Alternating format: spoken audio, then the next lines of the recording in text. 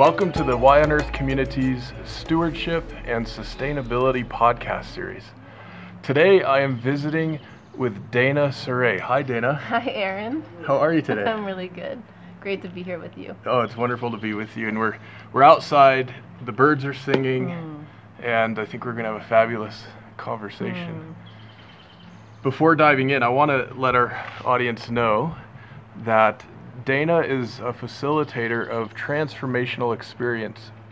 Her passion lies in awakening soul consciousness through the embodied arts of yoga, earth-based wisdom, and integrative healing practices. She is the co-founder and director of Hanuman Academy and Hanuman Adventures. In addition to birds flying around, we have airplanes occasionally too, so that's a bit loud, apologize. But it's really nice to be outside. Beautiful to be outside. Someone's getting a great view of the Flatirons right outside Boulder from their plane. Dayna has led sacred pilgrimages, yoga workshops and trainings, and healing immersions for over 15 years.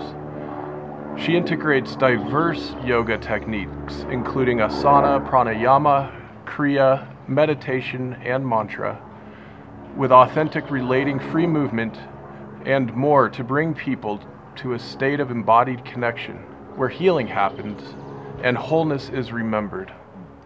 She has been featured on the cover of Yoga Journal, teaches online through Gaia.com and HanumanAcademy.com, and has taught at renowned yoga festivals throughout the world. You can visit her website at daynaseraye.com. We'll have the spellings and all of that in the show notes. And I find it notable too that, Dayna, you also have your bachelor's degree from Naropa University, where you did an interdisciplinary study called Harmonious Living, Self and Society. And I'm struck that with all our work through the Y on Earth community platform, one of our main focuses and themes is connecting the dots between that self-practice and stewardship and sustainability in society more broadly. And I know that's a huge part of your perspective and practice as well. And I was wondering if you could just share with our audience how that links up for you.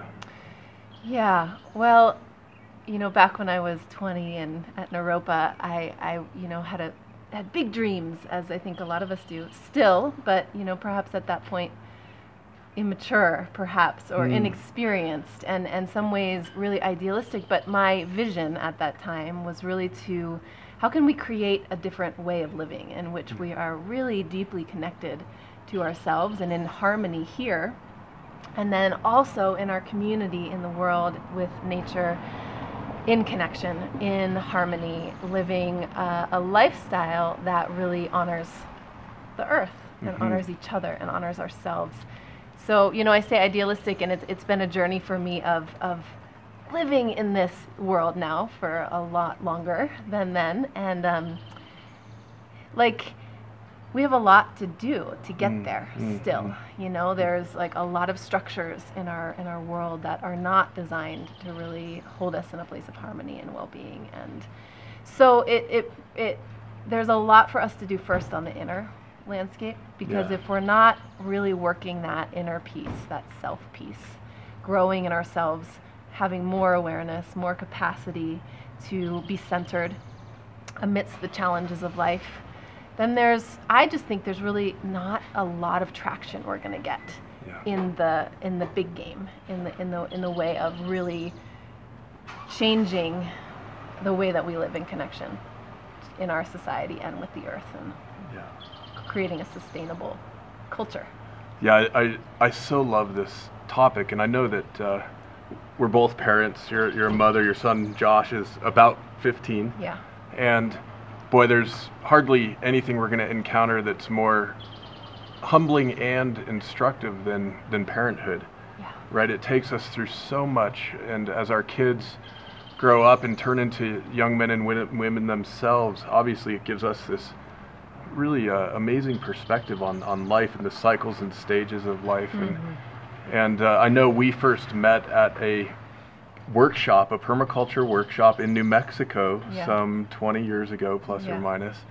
And I think it's interesting that in so many ways you and I have both really stuck to the fundamentals, the initial impulses that were moving through us as young adults, and have experienced all kinds of adventures and successes, in my case some failures, and the things that end up giving us some wisdom over time, perhaps.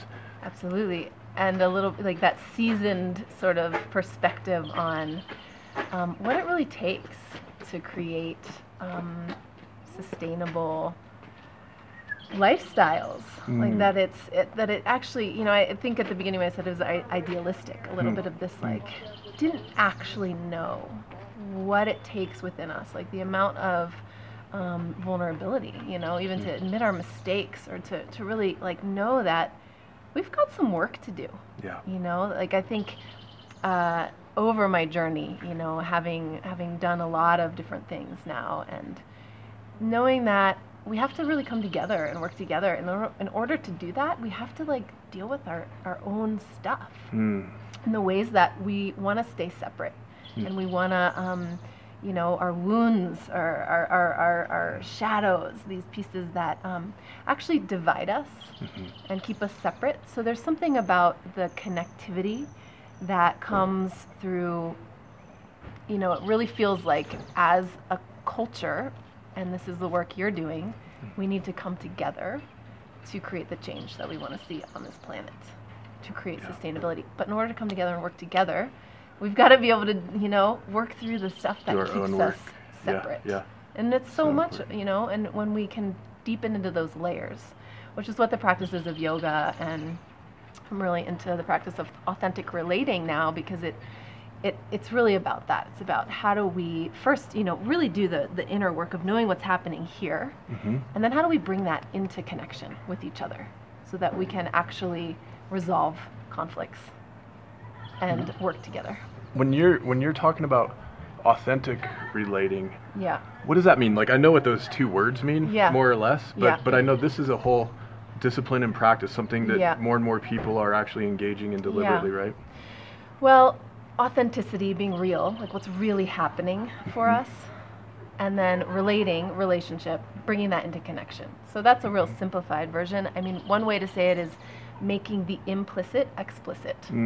So whatever is going on inside of us, oftentimes we keep that to ourselves, and we're shy, we're hidden. We don't want to let people know. I love how you brought in your failures. We don't want to actually admit that, or let people know that we have weaknesses or failures or vulnerabilities. There's a lot of armoring that goes up, a lot of trying to be something, and most of the time it hides sort of that deeper vulnerability that we all share, that there are places where we feel like maybe we are not enough in some way. And when we can actually just bring that realness to our relationships, it creates a huge amount of intimate connection and a satisfaction, I find, in being in connection. And there was one other thing I wanted to say about that. Oh, and it's an embodied practice. So it's actually really about being in the present moment awareness. So it's really a meditative practice that is in connection. So for instance, if I was really kind of tuning into what's happening in my body right now, I notice that I'm kind of holding myself in a, position, because we're sort of sitting in an awkward way because we have the camera here, So it's like not the most comfortable, So I notice, okay, I'm like kind of funny in my body. And so I might just be like, wow, like I feel a little awkward right now, and my face is a little flushed, and now we're having this little flushed moment together, and just like presencing what's really happening now, and starting there, and being slow and slowing down. Yes, I love this. You just invited me with your presence to actually slow down. And in that invitation to slow down, I can actually start to feel myself more and notice, oh, like, okay, there's like a little nervousness in my heart here. I can feel a little like, and I can let my body start to inform me. The body has so much wisdom. Yes. And that wisdom is incredibly valuable for us. There is so much that we can learn from listening to our bodies You know, I love to talk about the conscious mind and the subconscious mind. Yeah. The conscious mind, they say, the conscious part of us, the brain, you know, is really only about 5% online in any moment. And then the subconscious, which the body actually is a part of, you know, the body is, you know, the energy, the emotions, the physical body is 95%. That subconscious terrain. It's like the iceberg, you know, there's a little tip, that's the conscious, and then there's this huge amount, mass. Yes. The body is a part of that. And so, you know, it's like, if you think about it, if one part, the subconscious, is 95% versus the 5%, like, what's going to win? What has more power? Right. So that subconscious terrain has a whole lot of power. Truly. And one of the ways that the subconscious speaks to us is through our bodies. It's not in words. It's not verbal. That's really the conscious, you know, when we use our words. But the body's language is sensation, memories, colors, symptoms. I mean, there's a whole array of experience that the body can offer. But when we slow down and we start to tune into that, a whole world of new information opens up for us that can start to guide us because it has a lot of power. Yeah. You know, the body's knowing. You know, there's a, do you know muscle testing? Yeah. Applied kinesiology. You know, it's pretty cool. It's like the whole theory is that the body actually knows what's good for us and what's not good for us. Yeah. So there's this, you know, there's different ways to do it, but it's like tuning into that wisdom of the body that will tell us this is actually some food that your body wants to eat, and this is a food your body doesn't want to eat. This is experience that is a yes, like when we can feel a yes in our body versus a no in our body. Yeah. And being able to have that information is really, really valuable and important. Absolutely. What I love about that insight is it's a source of wisdom and information that each one of us has access to, potentially. Absolutely. The more we cultivate that ability to listen. And a good friend of mine and mentor, Jack is his name, and he's provided insight and consulting on a bunch of the children's books that we've been developing. And I remember him sharing recently that our bodies are the greatest source of wisdom we each have access to. I find that to be so potent, and I think in our hyper-modern, Western, logocentric, idea-centric culture, that is something perhaps we could spend a little more time with.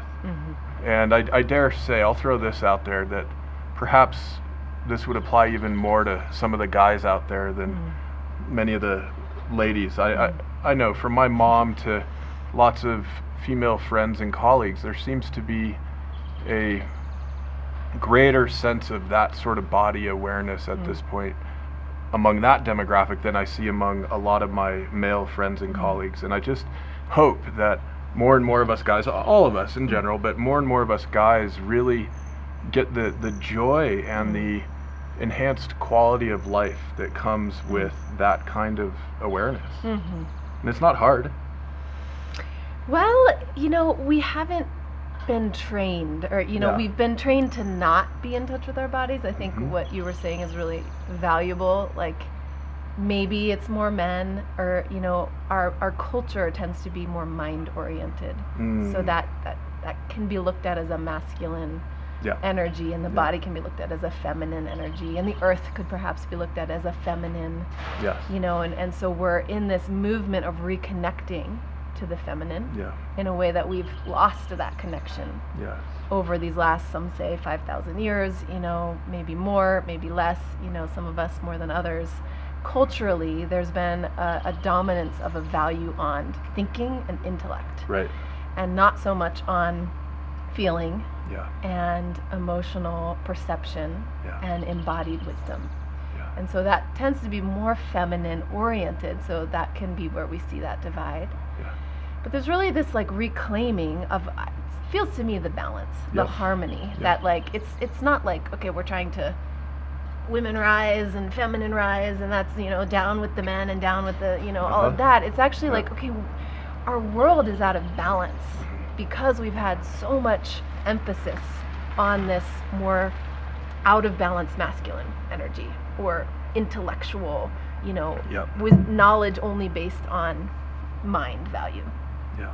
And so, part of this movement, I feel like we're doing, is to find that balance and wholeness. And first we have to find it within.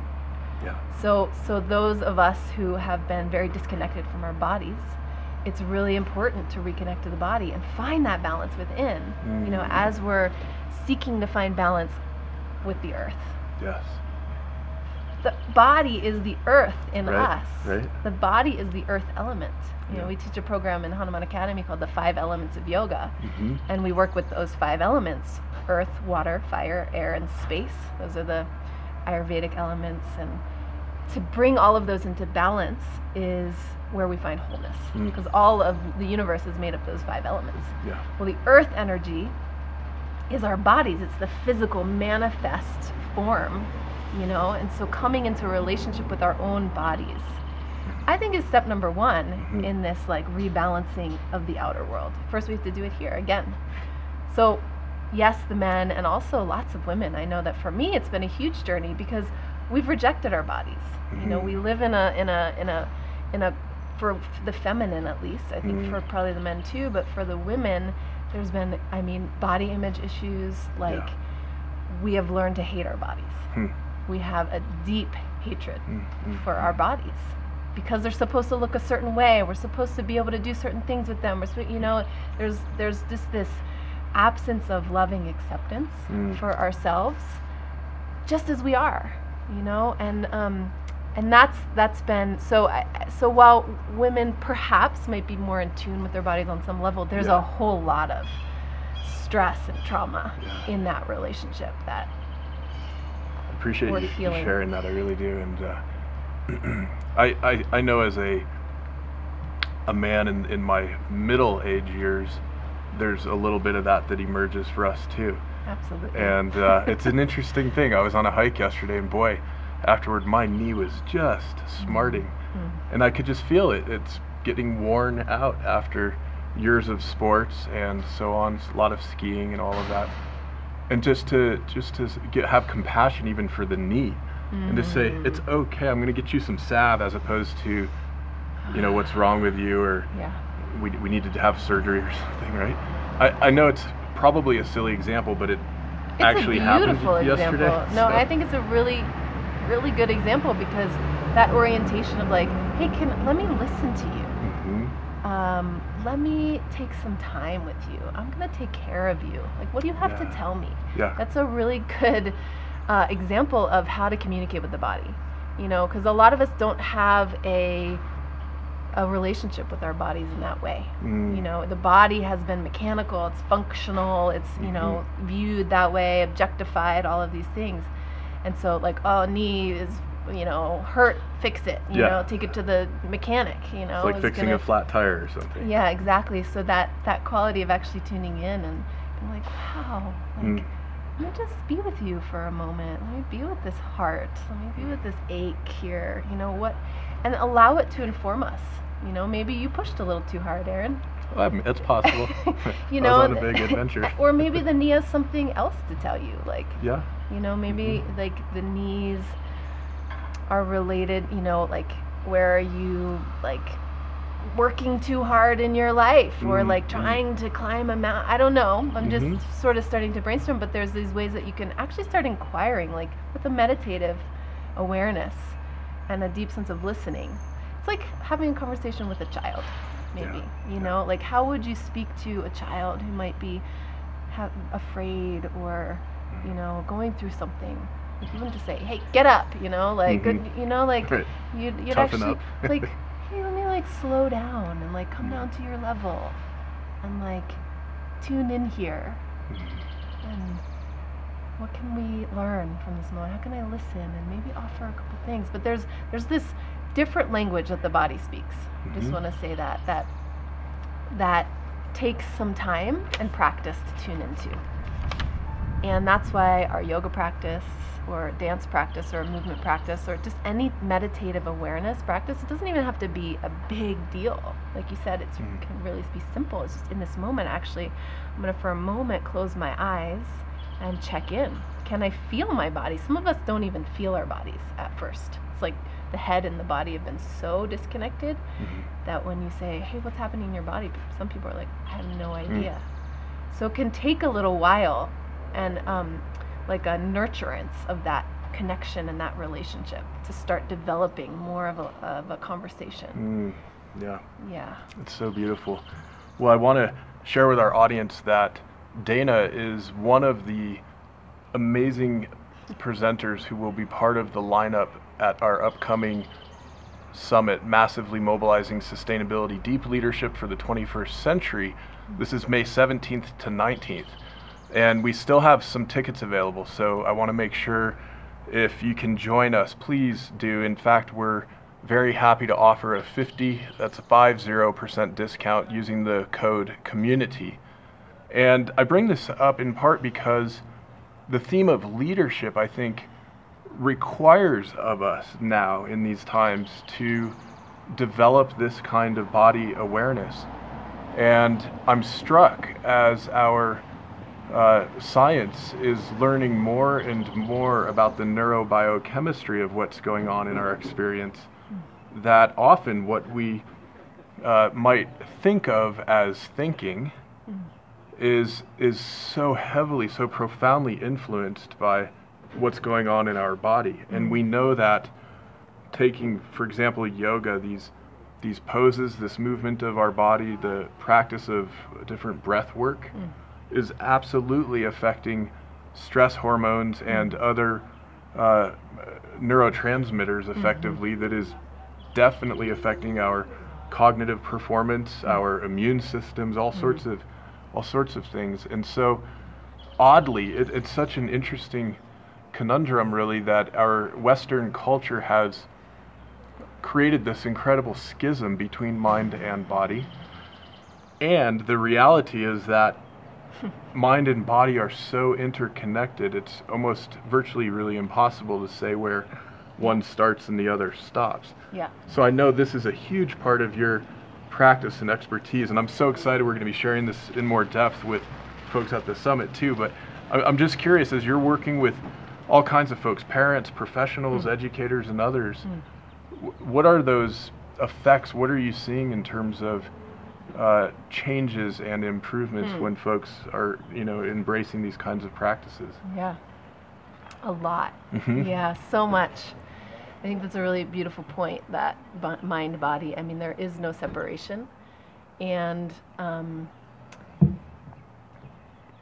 the body, the tissues, the cells, the energy field actually holds and stores a lot of that subconscious material we were talking about at the beginning. And that subconscious, being 95%, being way more powerful than those actually conscious thoughts that we have, like they run us. Yeah. And so these practices are really powerful at getting in there and cleansing those types of stuck energy and emotions out of the body, out of the tissues. And I want to present some motion too, because I think, body and emotion and mind, I mean, they're all related, but there's a body awareness and there's an emotional intelligence that I think is really required by leaders. Yes. And so that body emotional intelligence, which a lot of that in that subconscious arena, the practices get in there and they help us to open that all up. And what we find is that we have these habitual patterns and ways of being that run us and keep us stuck in certain ways. So maybe that's in our relationships, maybe that's in our work, maybe that's in, there's ways that we I love the question, what has troubled you? What is your challenge? What is your big challenge that you've been working with? And oftentimes we see this, we talk about this in authentic relating as a hologram. It's like there's, the three-dimensional image on a two-dimensional surface, but when you break that up in any part, there's the same little image in every single part. And it's this way that we can see how our patterns these ways that we are actually show up everywhere. Show up in the way we relate to our family, friends, community, show up in our work. And so the practices, I mean, I love kriyas and breath work, pranayama, because it really gets in there and it starts to clean that out and move the energy. In yoga, we speak about the chakras, and the first chakra, the root chakra, is where a lot of our fear is held. And we're living in a world full of fear. Yeah. People are so afraid of each other and of, you know, everything, and it creates so much divide. Yeah. And so when we're stuck in the first chakra, we're full of fear. And we can't really be effective if we're full of fear. Like, not, you know, if you think about it, when you're afraid, you know, it's fight, flight, or freeze. Right. Like, it's animal instinct, survival brain goes on. There's not a lot of capacity to really be in connection from that place, or to be effective and impactful in whatever we want to do in the world. So that root chakra holds the fear, and then the second chakra, really also very powerful, the sacral chakra, holds a lot of our like conditioning, limiting beliefs, addictive energies. So these ways that we have been conditioned to feel limited by ourselves, whether that's like stuff kind of stuck from childhood or later in life, or, you know, energies, collective energies. There's a lot that's held in those areas. And when we're stuck in those areas, the first and the second chakra, there's not a lot of capacity to be empowered. You know, we're really run by our stuff. Run by our limiting beliefs. Does that make sense? I'm wondering if I'm speaking this clearly. It makes a lot of sense. Maybe let's just pause while this decent-sized truck is reversing out of the parking spot. We have a lot of interesting sounds out here. I wasn't expecting so many. Yeah. We're out in the world. Yeah, so there's this way that like all of this material gets stuck in the body. It's stuck in the tissues. And the breath work and the pranayama and the movement starts to help to clear it out. So if you even think about it, like if someone gets in their bodies, you know, you can see that as they age, they can start to lock up. Right? Like perhaps we see people, we're still beeping, like hunched over, like, you know, with their shoulders. You can see like older people, like, carrying the weight of the world, you know, or protecting their hearts. Or maybe there's people that are like walking around like this, like really puffed out in their chest, and they're like maybe a little bit posturing, you know, sort of protecting themselves from the world in a different way.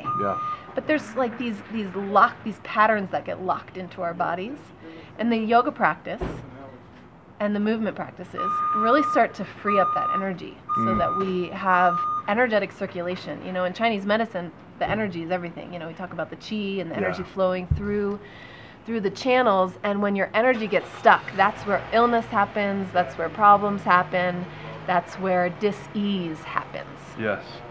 So disease starts with the dis-ease, right? Like when we're not feeling at ease, we're not feeling safe in ourselves, there's some sort of stuck energy. And so the practices of yoga help to start to create flow in our energy body and in our physical body. You know, it works on all levels. You know, in yoga there's the 5 koshas, the 5 sheaths of the soul. The Annamaya kosha is the physical layer, it's the physical body, and then there's 4 other layers, the Manomaya kosha, the mental body, the Pranamaya kosha, the energy body, the Vijnanamaya kosha, the wisdom body, and the Anandamaya kosha, the bliss body. So there's like all of these layers that we work on in the practice of yoga. And the physical body is only one layer. It's the gross layer. It's the most visible and dense. But we're actually working on all these layers and levels. And again, I would say it comes back to that like iceberg principle, that what we see is really just a small part. And then there's like all of this matter and material that's much more invisible and much more subtle. And yoga works on all of those levels. The kriyas, the pranayamas. Kriyas are like breath practices with repetitive movement and oftentimes sounding or mantra. And those are really good at cleansing and clearing that stuff out. So I think that like these practices are, it's kind of like brushing our teeth. Like, would you go a morning or a night without brushing your teeth? I wouldn't. I don't like how that My feels. son does sometimes, but I wouldn't either. But it's kind of the same thing. Like, we have to keep maintaining our hygiene I think energetically. Yeah. Oh, energetic hygiene great way to is put it. really, really important. But it's not just energetic, it's also physical. The physical body needs to be maintained. You know, we want to keep our bodies healthy and strong into our future so that we can continue to be on this earth in a really powerful, impactful, kind way. You know, when we're not feeling good in ourselves, it's really hard to be kind and generous to other people. Right. And to the world. Yeah, of course. So when we can start by being kind here and taking good care of ourselves and doing the practices that actually are good for us, that make us feel better. Yeah. It's big. You know, the iceberg metaphor, it's really sticking with me. And I'm reminded, the other day we had a podcast discussion with Brad Lidge, who is a retired professional athlete doing amazing work. And he was talking about how important it is for us to get outside of our comfort zones in order to do that personal growth and in order to help create greater stewardship and sustainability in our society at large. He'll be at the summit, of course, too, so that will be a fun interplay for us to have in this discussion. What's striking me about the iceberg metaphor is that there's probably a good number of us, I can think of a couple buddies, who might say, oh, I don't have those 5 bodies, or I don't have, that's not going on for me.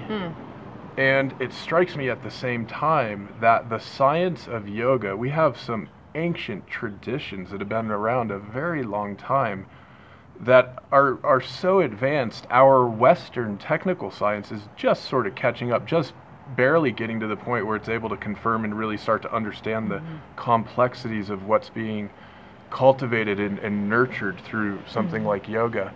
So I'm sitting here thinking about perhaps some folks in our audience who might be thinking, oh, this doesn't apply to me.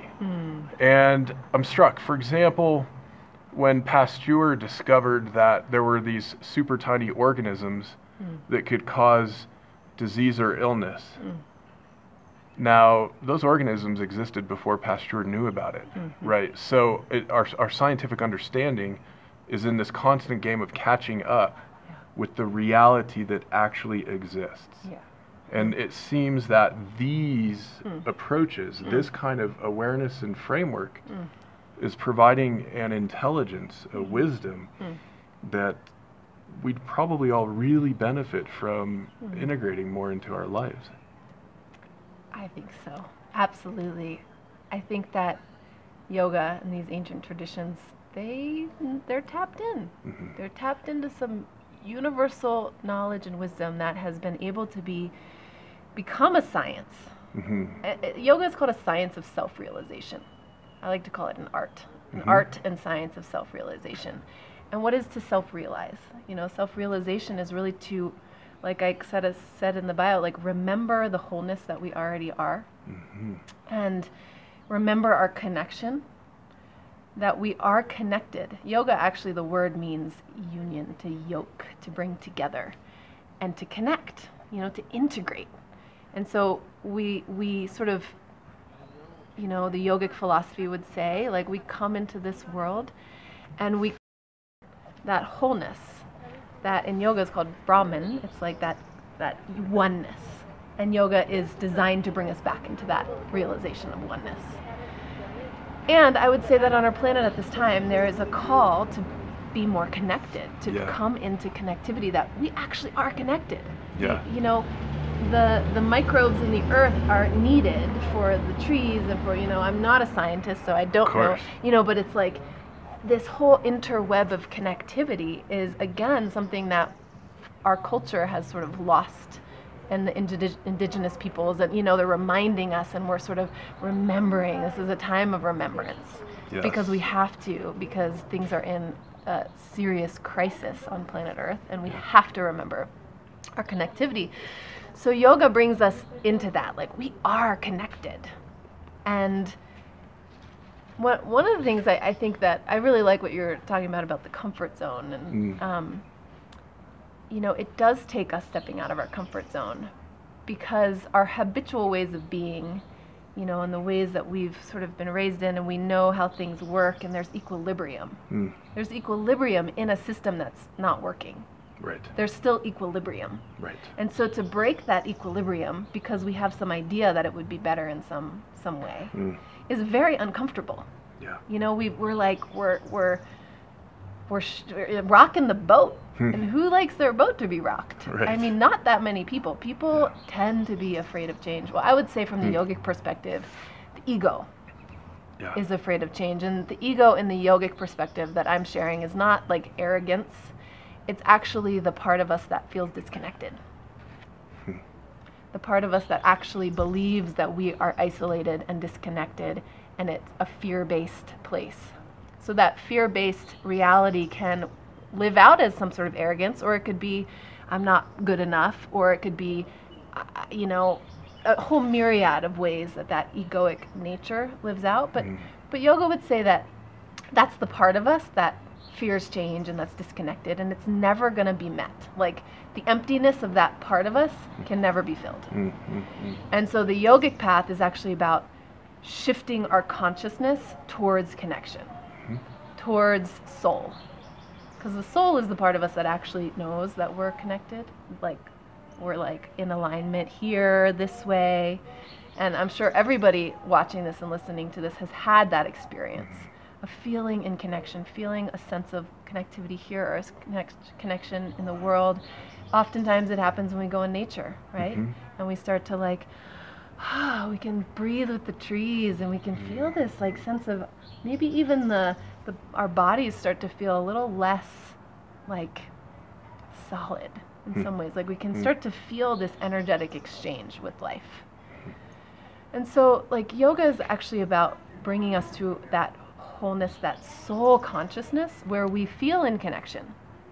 But it takes a lot to shift our reality. And so the kriyas and the pranayamas and the yoga like all help, the asanas, to like shift that up and to help us like have a sense of that within ourselves, so that we have an awareness around it, so that when we start to go down the path of that sort of egoic fear-based, like, I'm afraid of change, we can remember, wait a minute, it's worth it.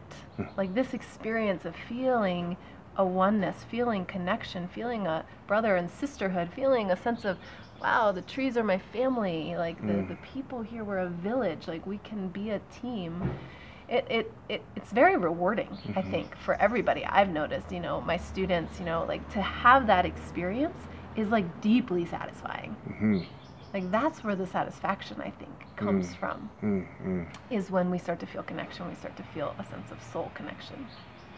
I don't know if that's answered your question, beautiful. but It is very much, yeah. But there's this way, I want to go back to the comfort zone and the iceberg, because, you know, there's the tip, and what we do with these practices is we start to lower the level of the water. So we start to actually uncover more of what's in that more invisible realm as we get more in touch with our bodies, our emotions. We actually, and it is stretching our comfort zone to go there. It's like stretching us. And the yoga practices help us do that. They help us stretching, like we're physically stretching, stretching our comfort zone, holding a pose for a while feels uncomfortable. So we start to train that part of ourselves to be more okay with discomfort, so that when something happens in our life that feels uncomfortable, we have the capacity to be with it, to breathe with it, to feel center. You know, we don't need to get caught up in the fear-based, like what's going to happen, what am I going to do, you know, this. We actually find a deeper sense of trust. We can start to trust ourselves and trust life. Love that. Yeah. Love that. Trust ourselves and trust ourselves and trust life, and that stretching of the comfort zone. I like to really speak gently about that. Like, I feel like there's an honoring of ourselves. Like, we don't want to throw ourselves off the deep end of the comfort zone, like far, you know, cross the field, you know, like stretch like 3 miles into the comfort zone. That's not sustainable. But, you know, the practices of yoga and these types of authentic relating, these practices that help us to gain more consciousness about ourselves, start to stretch us in ways that is sustainable. And as we stretch and open in that way, then that part becomes part of our comfort zone now. So our comfort zone actually gets bigger. Love that. Yeah, it expands. It expands. Oh, that's so encouraging. So encouraging. Yeah, so it's like baby steps. Mm-hmm. I think it's really important, like in these conversations with how much is happening in the world and how much we want to, you know, like baby steps are sustainable. Baby steps in ourselves, like, wow, today I did that pose for 3 minutes, or today I was really aware of this part of my body that was really wanting attention and I gave it some love. Mm-hmm. Today, you know, when I woke up in the morning, I said thank you to myself. You know, like little ways, actually. Beautiful. Little baby steps, little things that actually have a huge impact on ourselves. And we notice that, like I noticed that in my students, they go through a 6-month program or something, like from the beginning, you know, and then, you know, as they're going through the journey, it's like, what, is anything happening? I don't know. What's happening? I'm doing all this stuff. I'm practicing every day. I'm really tuning in, but I don't feel much is happening. By the end of the 6 months, it's like, wow, my life has transformed completely. I'm way more joyful. I'm way more happy. I'm way more trusting of life. Yeah. I'm centered, you know, this dis-ease. A lot of us struggle from anxiety. That's way better, you know, like the baby steps day after day. Beautiful. Yeah, I love that. Where it's at. It's making me think of these times, and I've had a couple recently, where I'm feeling some stress, some overwhelm, and I think in part because I've been practicing yoga very much as a beginner student for a number of years now. There's a little bit more awareness to say, hold on a moment, let's breathe more deeply. Or possibly even let's go outside and take 5 minutes walking among the trees or whatever it might be. Yeah. And to give ourselves those little gifts, like these baby steps, right, can create so much more well-being just in the day-to-day and amidst the busyness of life.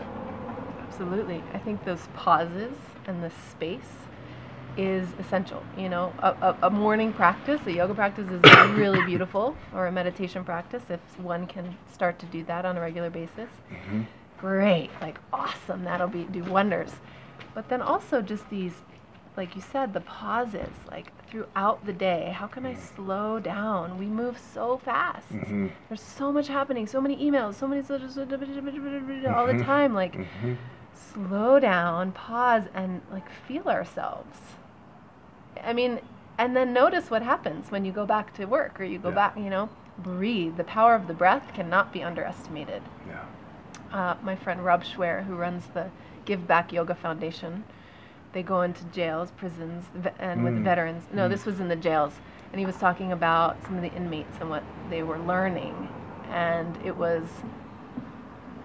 you know, so there was a question with some of these inmates, like how long did it take? How long was the amount of time that landed you in this prison? Right. Like, was it like 2 minutes, 3 minutes?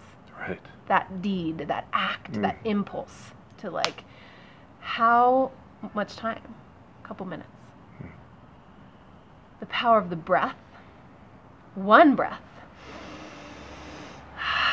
to actually change our state of consciousness in a reactive moment.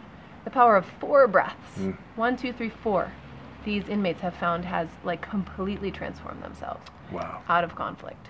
So that pause, the sacred pause. I love the sacred pause. Like creating more space in our day to slow down, to breathe, to feel ourselves, and to even tune in. Like even if it's not even that accessible, like what's happening in my body, just ask, what's happening in my body? Oh, my shoulders feel a little tense right now. Oh, the back of my heart feels kind of achy. You know, oh, I'm having this gurgle in my belly. I mean, just like it can be so simple, but just to start to train ourselves to slow down and to feel and to notice and to expand our capacity and the like wisdom that comes from that spaciousness. That's immense. I'm so excited that we're going to have the opportunity to get a little more time with you and drop into practicing some of this together at the summit coming up. It's Me too. Massively mobilizing sustainability. Me too. And if you want to come, we're so excited to have you join us. We still have a few tickets left. Use the code word community to get a 50% discount at whyonearth.org. You'll see all sorts of info about the speakers and presenters, a little 4-minute video about the summit. Can't wait to see you there. And Dayna, I'm really curious. I know you are one of the founders, and you put on a huge gathering, the Hanuman Festival, and this is coming up again this June. Can people sign up already, or? Absolutely. Yeah. It's a 4-day festival here in Boulder, Colorado. Lots of amazing yoga teachings, teachers, community music. It's really fun.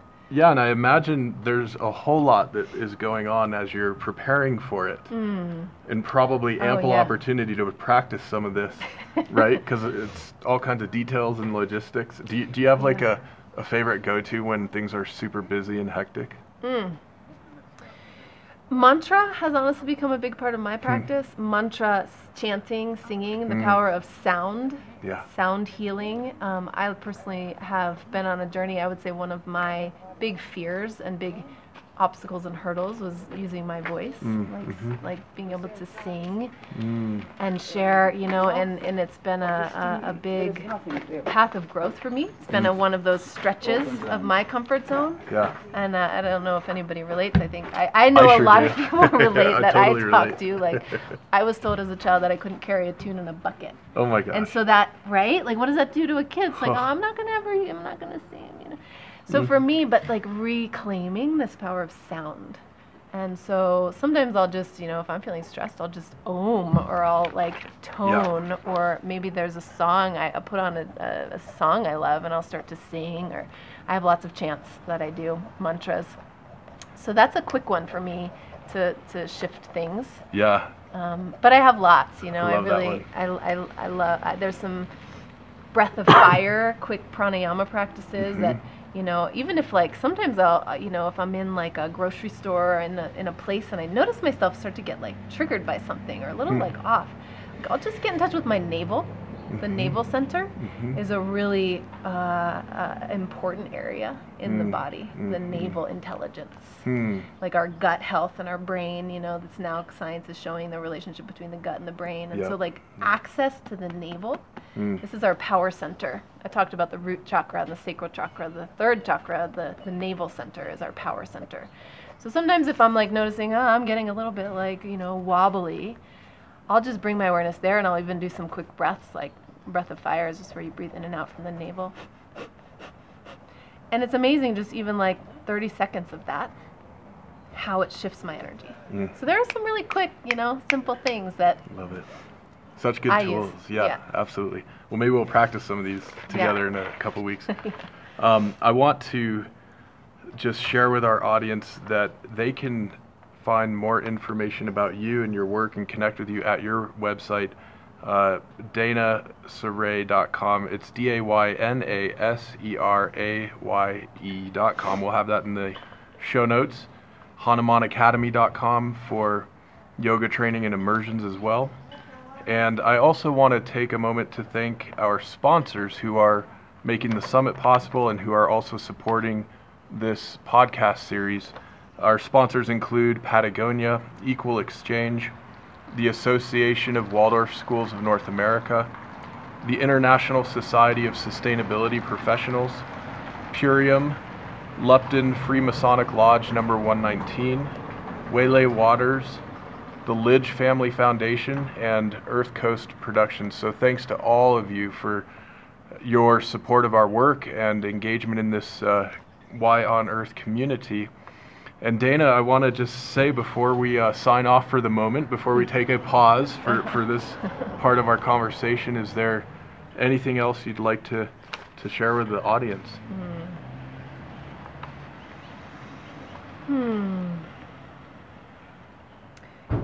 Well, I just, I feel like a cheerleader sometimes. Like I'm rooting for us, for team, Earth, like team love, like really starting with ourselves. Like yoga speaks that our true essential nature is really joy and bliss and truth and consciousness. And I think that we can get really heavy sometimes and really burdened. And I think that stress that you're speaking of, you know, it can be challenging to feel that optimism sometimes, or feel a sense of like, and I just, you know, play. Oh yes, is really important. Like, what brings you joy? Yeah. You know, what brings you joy? What is it? Getting outside and taking that hike? Is it taking that sacred pause? And maybe it's a dance party. I love to do. Throw on some music, like just shake it out. You know, spend time with a friend. Like, nourish those parts that really bring joy, because joy is an incredible medicine. Play is a great medicine, and a lot of us forget. You know, we grow up, but we get, you know, in our middle-agedness, and we forget that, you know, that medicine that comes from creativity and joy and free expression. And I think that's why sounding and music is really a big one for me these days, and dance and creativity. So what brings you joy? And then, you know, bring it to each other. You know, share that. You know, there's also a way that, I love that Marianne Williamson quote, our greatest fear is not our darkness, it's our light. Like, share that joy with each other and uplift each other and be each other's cheerleader. Yeah. Like, I'm like cheerleading you on, Aaron. Like, what you're doing is amazing. Your work in the world, Why on Earth community, this summit, massively mobilizing sustainability. Like, yes. Like, being for each other. Yeah. And the work we're doing, you know, that's team playing. Yeah. You know, we're all sort of, if we think about the wholeness or the oneness piece, we're all playing our role. We all have, you know, some part of it to play. And if we can just honor each other's part in that, and uplift and celebrate and be for that wholeness. And joy, I think, is a big one. Like, recognizing. Absolutely. You know, celebrating each other. Well, Dayna, here's to celebrating you and expressing gratitude for all that you're doing for our world and for our communities. And thank you so much for speaking with us today. Yeah. It's absolutely wonderful, and I'm so excited you're going to be at the summit. I know it's going to be a really special experience with you there. Thank you, Aaron. I'm really looking forward to it. Thank you, Dayna. Thank you, everybody. Bye-bye. The Why on Earth Community Stewardship and Sustainability podcast series is hosted by Aaron William Perry, author, thought leader, and executive consultant. The podcast and video recordings are made possible by the generous support of people like you. To sign up as a daily, weekly, or monthly supporter, please visit whyonearth.org/support. Support packages start at just $1 per month. The podcast series is also sponsored by several corporate and organization sponsors. You can get discounts on their products and services using the code WHYONEARTH, all one word with a Y. These sponsors are listed on the whyonearth.org/support page. If you found this particular podcast episode especially insightful, informative, or inspiring, please pass it on and share it with a friend whom you think will also enjoy it. Thank you for tuning in. Thank you for your support. And thank you for being a part of the Why on Earth community.